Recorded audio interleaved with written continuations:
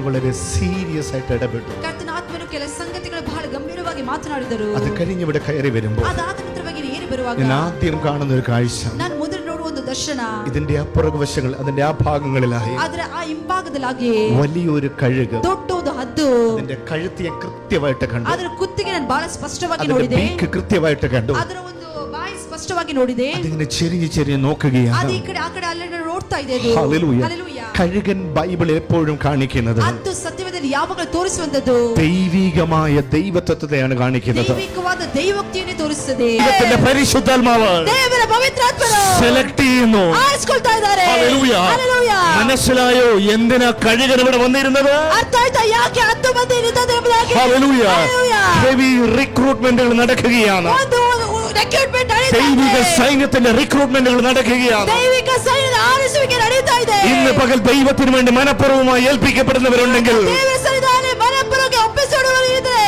Hallelujah. Hallelujah. ഒറ്റ quality. ಒಂದೇ ಒಂದು ಕ್ವಾಲಿಟಿ. അവൻ എവിടെ നിന്ന് വന്നു? ಅವನು ಎಲ್ಲಿಂದ ಬಂದನು? ദൈവം പറഞ്ഞ സ്ഥലത്ത് നിന്ന് വന്നു. ದೇವರು ಹೇಳಿದ ಜಾಗದಿಂದ ಬಂದನು. ദൈവം പറഞ്ഞ സ്ഥലത്ത് നിന്ന്, ದೇವರು ಹೇಳಿದ ಜಾಗದಿಂದ, ദൈവ സാന്നിധ്യത്തിൽ നിന്ന് ದೇವರ ಸಾನ್ನಿಧ್ಯದಿಂದ ഒരു സൈന്യം എഴുന്നേൽക്കുവാൻ സമയമായി. ಒಂದು ಸೈನ್ಯ ಎದ್ದೇಳುವುದಕ್ಕೆ ಸಮಯವಾಗಿದೆ.